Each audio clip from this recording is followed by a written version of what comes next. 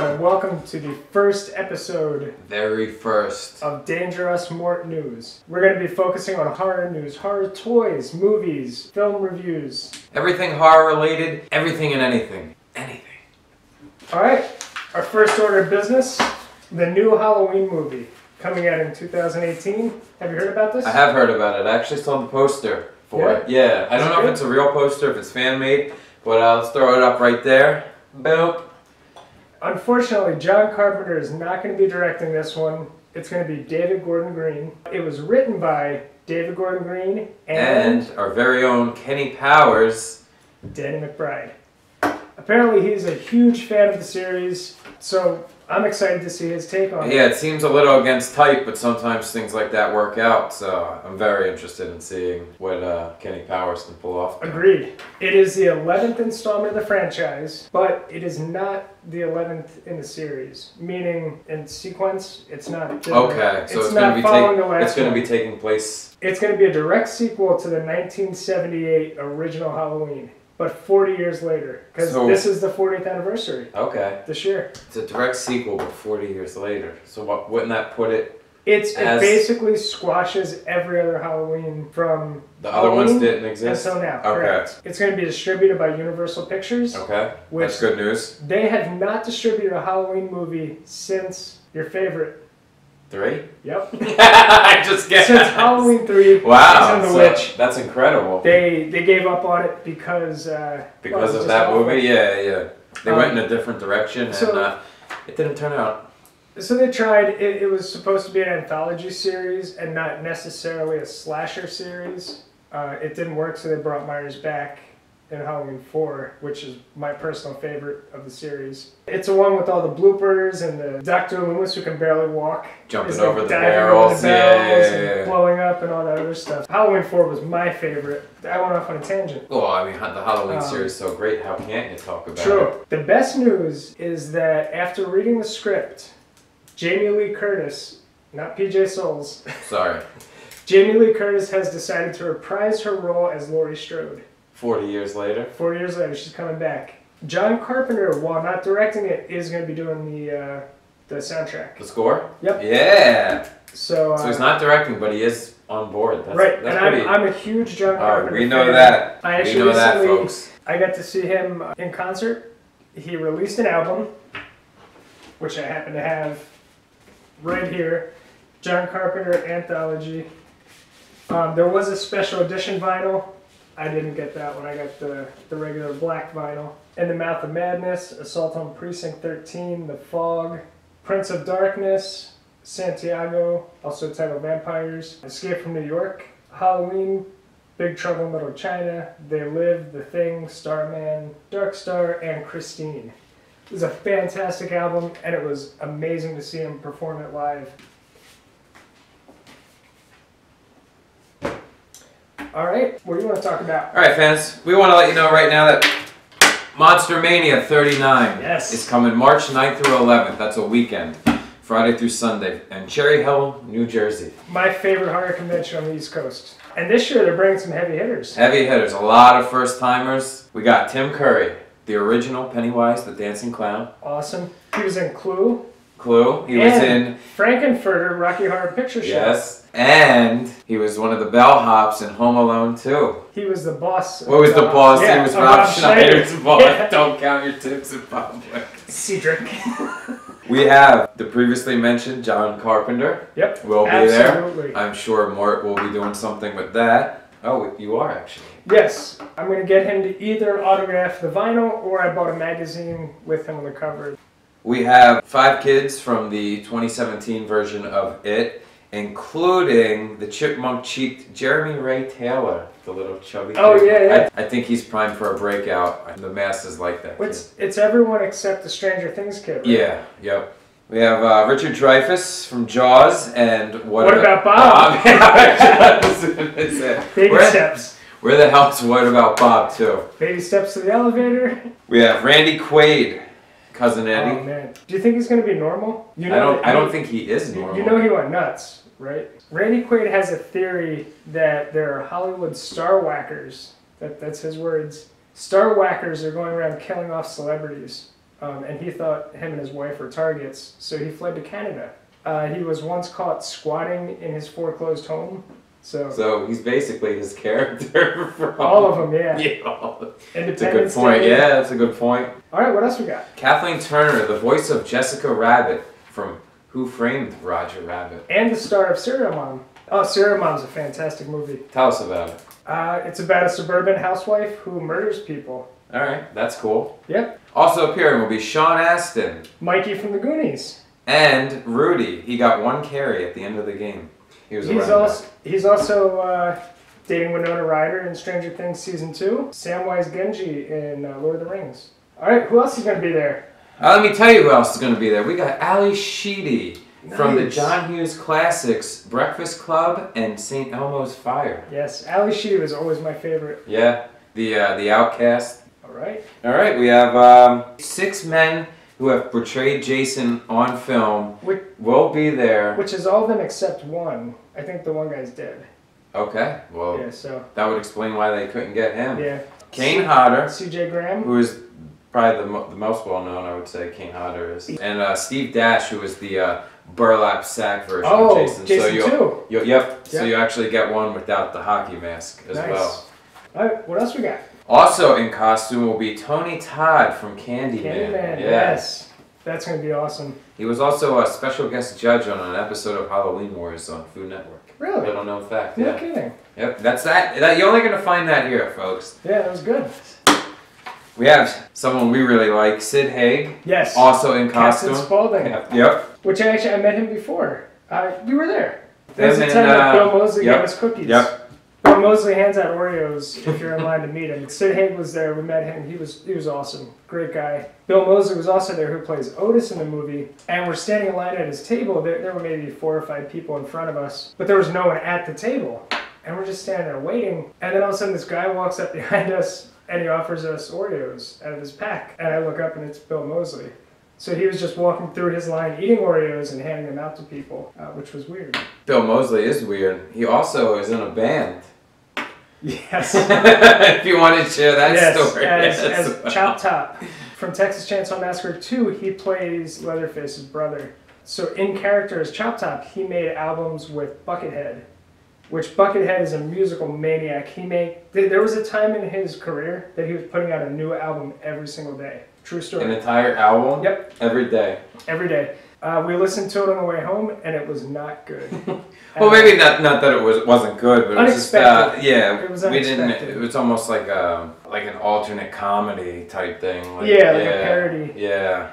Bill Moseley's not going to be there. That was just a little tangent that we went off on. All right, we also have a lot of people from Killer Clowns from Outer Space. We have the couple, the heroes of the movie, Suzanne Snyder and Grant Kramer. Okay. Who, by the way, his name in the movie was Mike Tobacco. Mike Martinez and Herod Blank are going to be there. Okay. And hopefully they bring the heads. I was wondering, yeah. It doesn't say, but I don't think meeting them would do anything for me. Because they're in the costume, yeah. I would hope they brought the heads. The Chiodo brothers, all 3 of them will be there. Plethora of Killer Clown. Monstermania is one of my favorite conventions. At the Crown Plaza especially, they do it twice a year. They do it in Hunt Valley, Maryland, and they also do it in Cherry Hill. You can find cool stuff. You can get artwork, you can get toys, you can get DVDs. Movies, Zomboner. Did you ever watch that, by the way? I haven't watched that yet. I got him a copy of Zomboner, which is an independently produced film. Pro Wrestlers vs. Zombies. Yep. That's a trauma film. Yep. Signed. I got you got me signed, right? Yep. By Lloyd Kaufman. Lloyd Kaufman, that's correct. I met Lloyd Kaufman from Trauma. Signed that for you. It's a good convention. It's worth checking out for sure. And this year's lineup is stacked. All right. Anything else on Monstermania? No, I think that's it. Okay, so our next topic is going to be 4 events or people that inspired horror films. The first one that I'm going to go over is The Exorcist. Linda Blair classic. Amazing film. The filmography in that was just incredible. All the special effects. There was no CGI, so everything was practical effects. Which is soup, right? Yep. So The Exorcist was based on a book written by William Peter Blatty. People think that it's his recollection of actual events. It's not. It's actually based on stories that he read in the 1940s. So he read these stories and loosely based the book on them.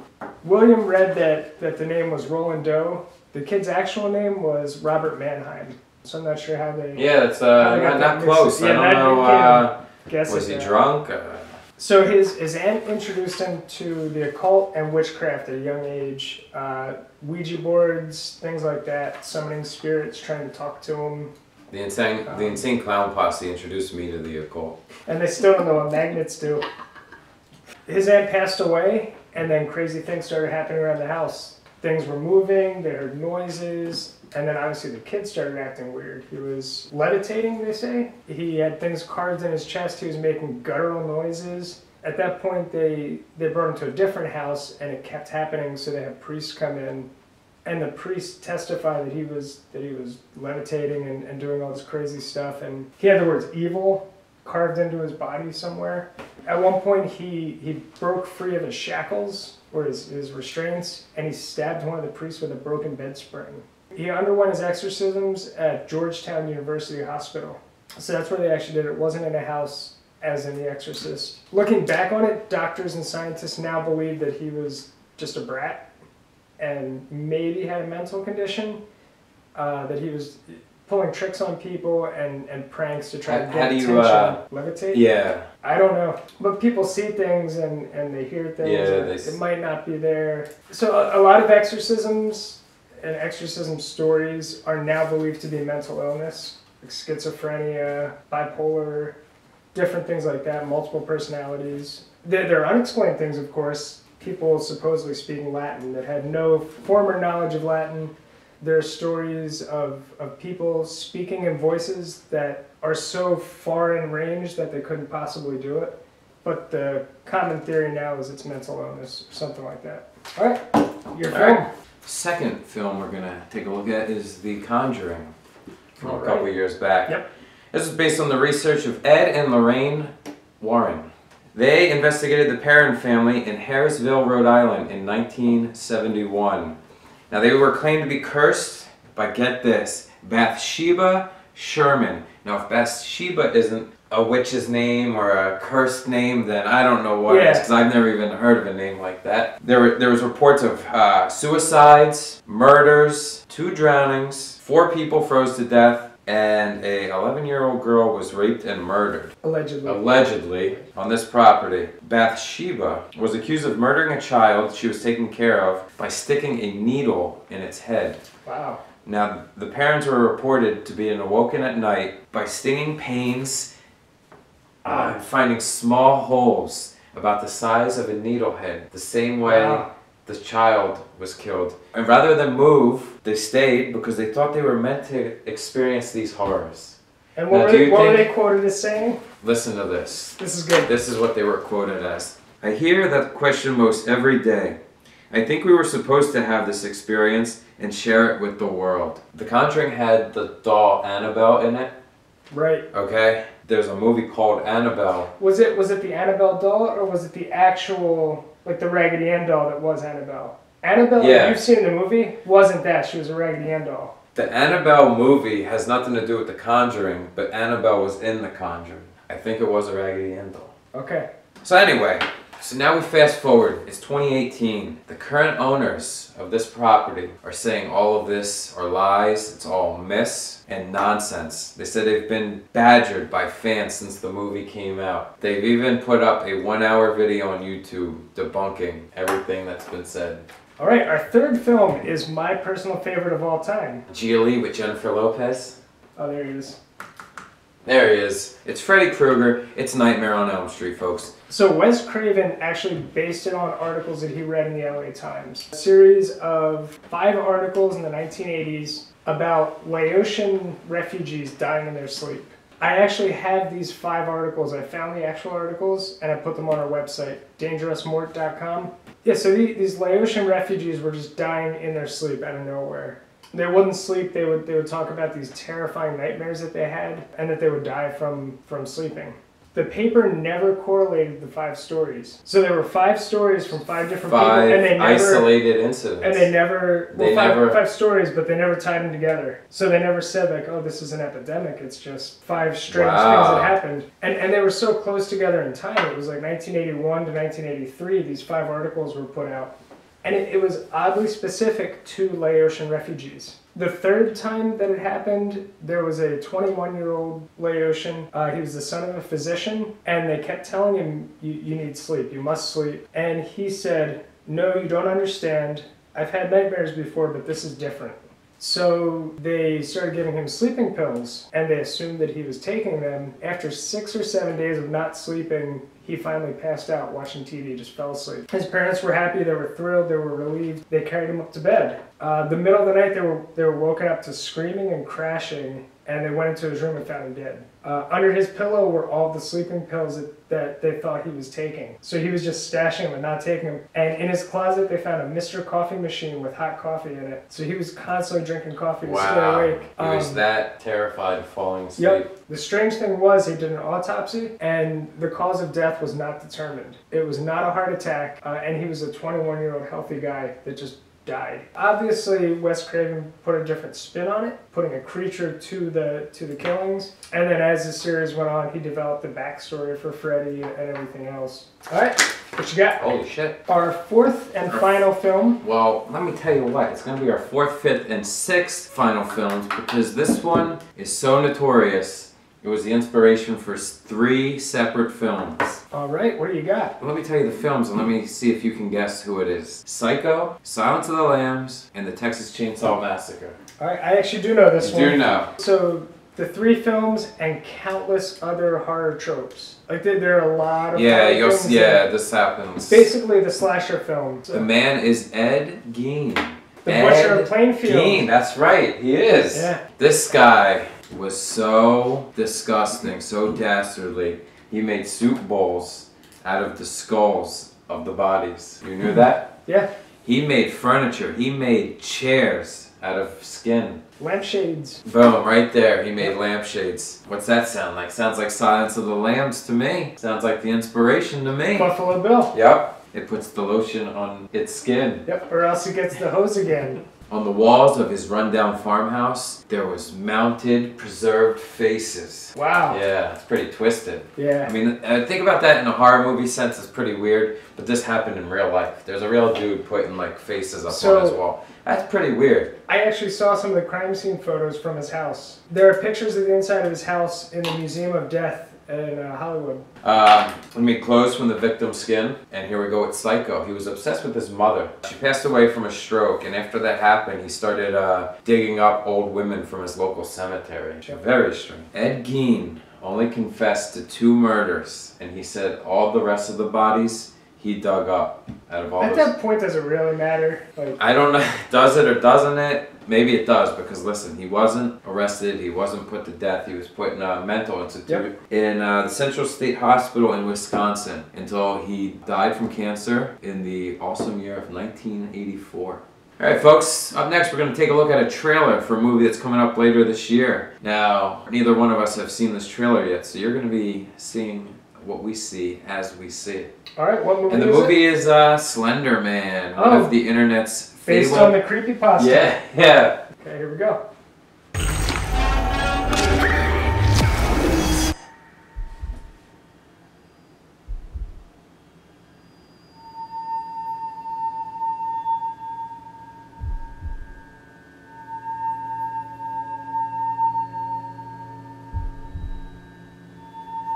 Where is my daughter?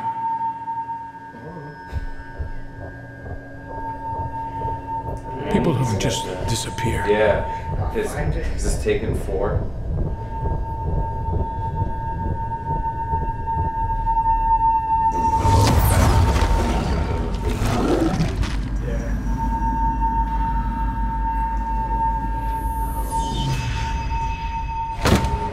He gets in your head.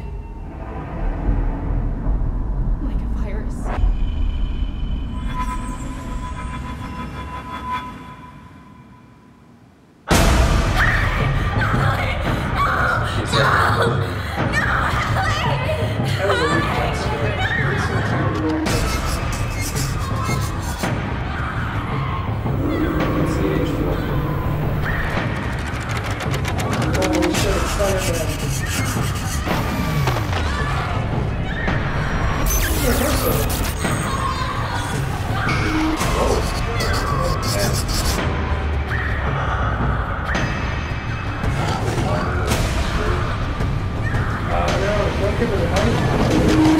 Ooh. He didn't even do that. She did. What's he getting their head? He's gonna be right Don't there. look, yeah, He's gonna be right at the don't tree. Don't look again. Here he comes. Don't look again.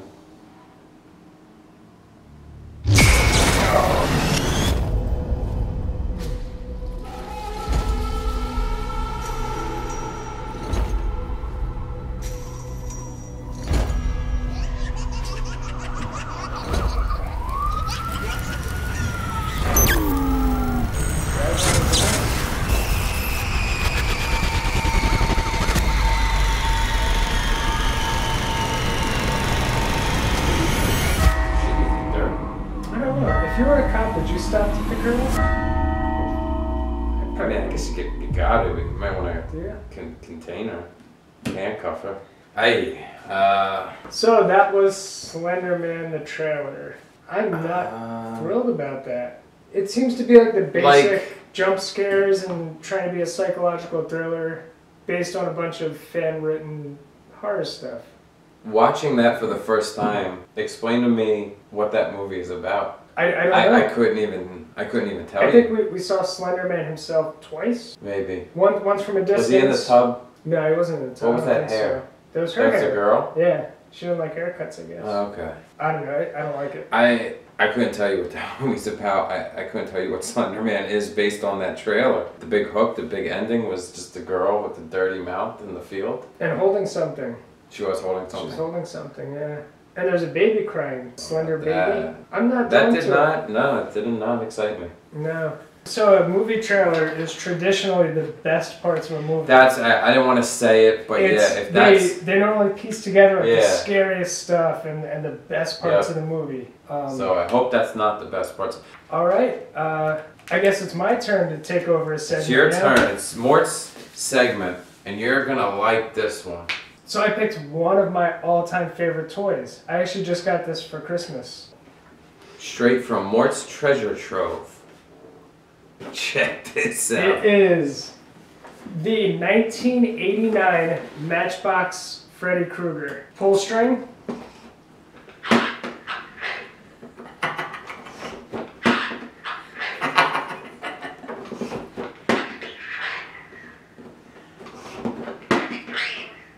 I want the laugh.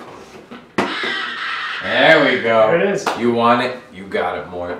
So yes, the Matchbox Talking Freddy, 1989, 18 inches tall. It of course has this pull string. Great artwork on the box. It's got Freddy down here. He's got the actual knit sweater, fully posable. Yeah, On the box, he's doing something different than he's doing this. Oh yeah, there we go. He's doing a rap pose. Yeah. You can make him rap. Then on the back it shows all the sayings, and then some movie clip pictures on this side. It's awesome. Talking Freddy Krueger. Yep. One, And he works. One for the road. Do it. He wants to be your friend. He wants to be my friend. All right, Danger, what do we got next? All right. Now for a segment I call the Pick of the Week, where I watch a random movie. It can be from any year, any generation. But this week, Would You Rather? Now, one of our favorite movies, Truth or Dare. And Critical Madness. A Critical Madness, the original. Because boy am I having trouble getting through the other ones. The movie I saw was called Would You Rather. So my point is, it's along the same vein where it's a child's game that is made into a horror movie. And that's where the comparisons probably end, because this one is quite bizarre. It stars Brittany Snow. Her character Iris has to take care of her younger brother. Their parents died in some accident. It's really not elaborated on, and he's like terminally ill. So she meets a guy. It's Jeffrey Combs from Reanimator. And he is like an eccentric millionaire, and he meets this guy. He says, you know, I'm having a dinner party. I'm gonna have a contest. Whoever wins this contest, you're gonna be taken care of. And he said, as far as your brother goes, he's gonna have a bone marrow transplant. We'll have the best doctor, helicopter, everything. But she has to win the game. There ends up being 8 people at this dinner party, and they don't really know what they've signed up for. They just know that there's a big cash reward at the end. Sasha Grey, the porn star, is in this, trying out her acting chops, which, you know, I don't know. And then Jeffrey Combs' son in this is Robin Lord Taylor, who plays the Penguin in... He's in Walking Dead, too. Oh, yeah? I stopped watching Walking Dead after season 2. So anyway, they have the dinner. The head guy, he says, you know, it's going to be a game, blah, blah, blah. The main character, Brittany Snow, she says, I'm sorry, but I don't eat meat. And he goes, for $10,000, we eat the meat. She ends up eating the meat for 10 grand, right? It's like, you just threw away your entire life's meaning for $10,000. Another one of the guys there, he's a recovering alcoholic. He offers him $50,000 to drink this entire thing of scotch, and he does it. So basically, he's showing like how the money influences people and changes people. He gives the 8 people there a chance to leave. He says, if you want to go right now, we got cars waiting outside and you can go. Nobody takes up on the offer. They close the doors and the games begin, and let me tell you, it's a crazy game of would you rather, and some of them are pretty messed up. It starts off light. They put like electrodes on their head, like 2 bands, one on them and the one on the person next to them, and they have to choose. They have 30 seconds to decide if they want to shock themselves or the person next to them. So it's kind of like a character study. So each round the stakes just get higher and higher and more gruesome. People start realizing that they're in for basically the fight of their lives, and there's only going to be one winner and one survivor, and it's pretty cool. It's like a concept I really haven't seen before. If you like that, you would like the movie 13 Game of Death. It's an Asian movie. I believe it has subtitles. I haven't seen it in a while. This other guy's like down on his luck and broke, and this other guy calls him on his cell phone, and he's like, hey, I'm watching you, you know, I'll give you $5,000 if you kill that fly. So he kills the fly, you know, gets the money wired to his bank account right away. And the whole movie is things escalating. So the guy's like, do this and I'll give you this much, do this and I'll give you this much. And but what he has to do is it gets more worse intense. and worse. And it's a great movie. Would You Rather is my pick of the week, and I think you should give it a watch. Alright, our last order of business for tonight's show. And you folks are in for a treat. We're going to be doing a giveaway. Some things from our collections. A giveaway or 3 giveaways? 3 items for 3 different people. Okay, so we're doing 3 giveaways. Yes. 3 prop replicas. We will ship them out for free. The items are completely free. All you have to do to win the contest is to like, comment, and subscribe. What we're going to do is we'll check out who commented, who subscribed. If it matches up, you go into the randomizer. We're going to go to random.org, and we'll even film it, show everything's on the up and up, and we'll select 3 people randomly to win one of these prizes each. The contest will conclude when we hit 100 likes on this video. As we ramp up and we start getting more traction with this show, the prizes will ramp up as well. All you gotta do, like, comment, subscribe. Like, comment, and subscribe. And a prize will be given out guaranteed when we hit 100 likes on this video. Also in the comment section, throw out your ideas. Anything you want to see, things you want us to talk about. If you want us to promote your artwork, your horror-based designs. This is a channel for you, for the horror fan to enjoy. Alright, that concludes our first ever episode of Dangerussmort News. We'll see you next time. You got Mort. And I'm Danger. And we're signing off. We're signing off.